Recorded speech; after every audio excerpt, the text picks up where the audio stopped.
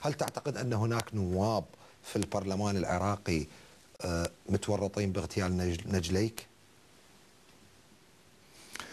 أنا لا أميل لهذه الأمور إلى الاعتقاد ولا إلى الظن أن بعض الظن إثمه، لكن لما تجينا التحقيقات الجنائية ويجوا معتقلين من أكثر من طرف ويعترفون على السيد عدنان وابن عدنان الدليمي اللي هربت الحكومة، مبروك عليهم. نعم. والسيد أسعد الهاشمي اللي كان وزير في هذه الحكومة، ومبروك عليهم. نعم. المسألة ما باعتقاد. كنت أتمنى فعلا أن يكون عدنان الدليمي بريء. الله أكبر، نائب بالبرلمان.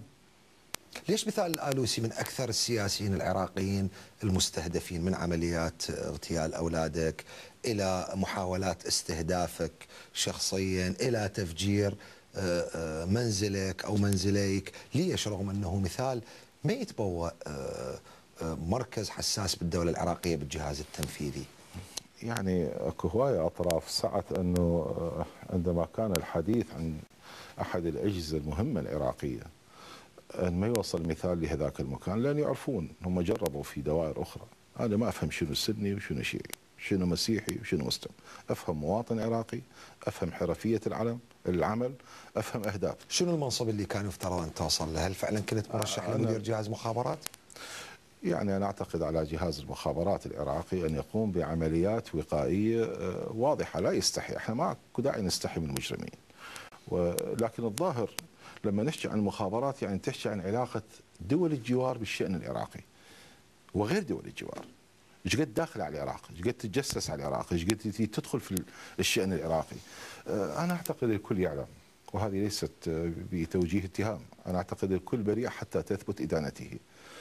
نحن نأخذ الأمر بجدية عالية، والله إذا أثبت على عراقي واحد، على أبوي، أنه إلى علاقة بدولة علاقة غير طبيعية، ما عندي مانع نعتقله. يعني هو القانون هيك. طيب، دعوت أثناء المؤتمر اللي شاركت به في إسرائيل إلى تشكيل نظام استخباراتي عالمي ضد إيران. ليش حددت إيران بالتحديد؟ ما أنت في تصريحاتك وبالمعلومات الاستخبارية اللي تجي أكو أكثر من جهة بالمنطقة متورطة بهذا الملف. هذا صحيح، هناك دول عربية متورطة ونحن نعلم من هذه الدول، بس أنت خصصت إيران في هذا المؤتمر. أنا أول من بدأ بالحديث عن أهله. أنت لا تنسى اسمي مثال جمال حسين الآلوسي من آلوس في حديثه في الأنبار. ما حد وقف ضد أهله هذه الوقفة القاسية. وقفوا ضد أهلي لأن الذبح حرام وقتل العراقيين مو بس خط أحمر، علينا أن نرد هذا ممنوع ونواجه. قتل العراقيين ممنوع. استخدمت الأنبار والموصل ولا زالت تستخدم الأنبار والموصل كوسائل وكحدود اختراق لقتل المواطن العراقي.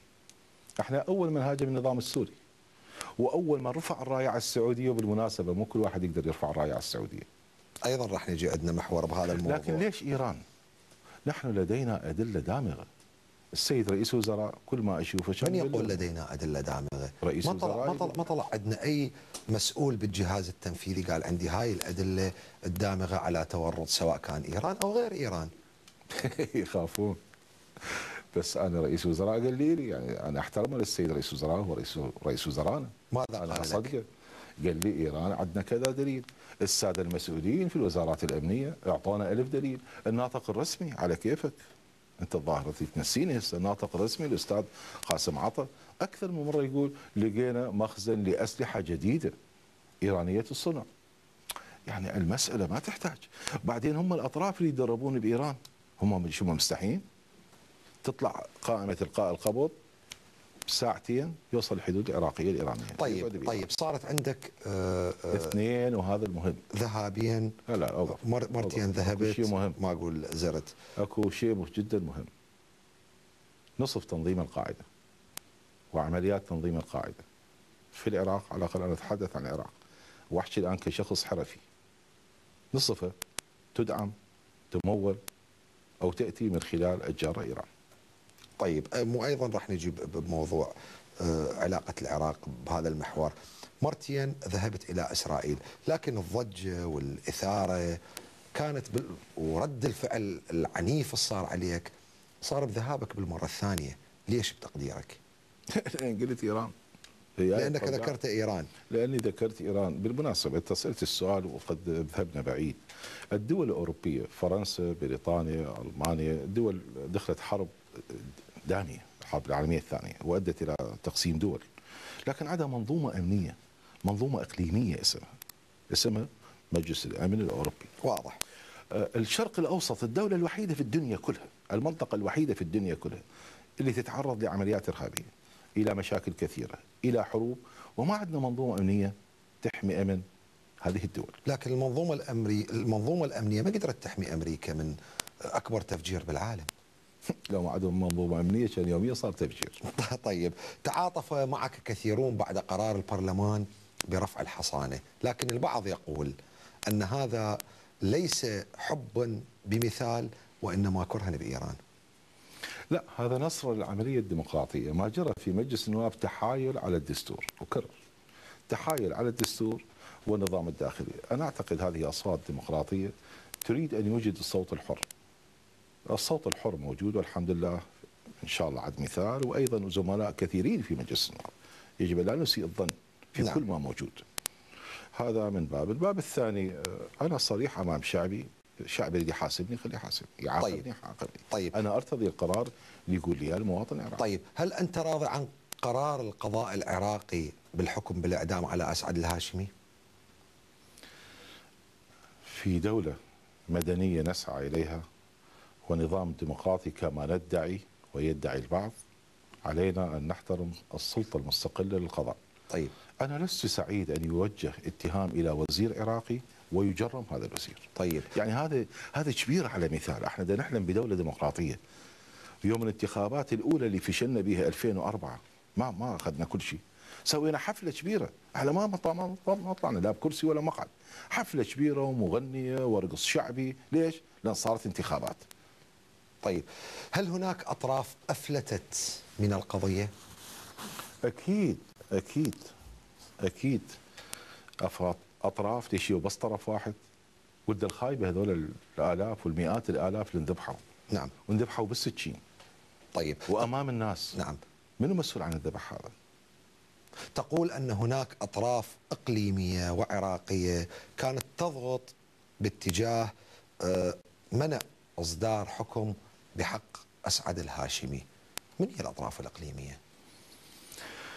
شوف، عندنا قصة قبل فترة أثارها أحد رجال الدين أو الخطباء في المملكة العربية السعودية، وتهجم بأسلوب الشوارع من الجانب السلبي في الشارع على سماحة السيد السيستاني.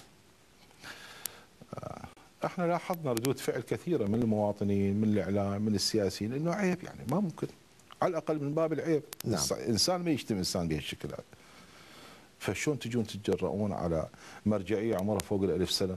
يا أخوي دولتكم كليتها عمرها 80 سنة 100 سنة، روح أعطيك النوب 100 من عندي شماله، لأن العراق يقدر يعطي، يقدر يوزع. شلون تتجرأ على مرجعية عمرها فوق ال1000 سنة؟ ما كان هذا سؤالي أستاذ مسعود. اسمح لي. لكن كل ردود الفعل اللي شفناها، اكو ناس ما عندها رد فعل، ما يقدر، مو بكيفه، ما يقدر. اكو فلوس تجي من هناك، اكو هبات تجي من هناك، اكو دعم اعلامي يجي من هناك، اكو حمله انتخابيه راح تمول من هناك، فما يقدر يجاوب. فبالتاكيد هذه الدول تضغط لحمايه من قام بتنفيذ اجنده معينه لمصالحها، وهذا اللي يخوفنا في الانتخابات اللي جايه. ايضا راح اسالك بالتفصيل عن هذا الموضوع وتدخلات دول الاقليم او دول الجوار العراقي وتاثيرها على الانتخابات. تعرف اسعد الهاشمي وين موجود اليوم؟ مثال كمثال يعرف، بس انا اريد الدوله تتحرك. يعني هذا هو المخزي في النظام السياسي الجديد. لذلك احنا فشلنا في الكثير، والمواطن له حق ان يغضب ويريد التغيير. زين، وزير عندكم متهم، يا رئيس وزراء انت تعرف اخوي انا وياك كنا قاعدين وانت يا محقق تعرف فلت شلون؟ زين فلت راح، مثل شغله محمد الدايني، فلت موجود بماليزيا بكوالالمبور. زين ليش ما تتحركوا؟ ليش ما تحركوا الانتربول؟ نعم. انا اسال الحكومه العراقيه ليش ما تصيرون حكومه؟ خلونا نصدق انتم حكومه، دز على الانتربول، سوي قضيه هنا قضيه هناك، ما تعرفون وين، خلي الانتربول يشتغل. طيب، اسعد الهاشمي موجود الان في جمهوريه مصر العربيه.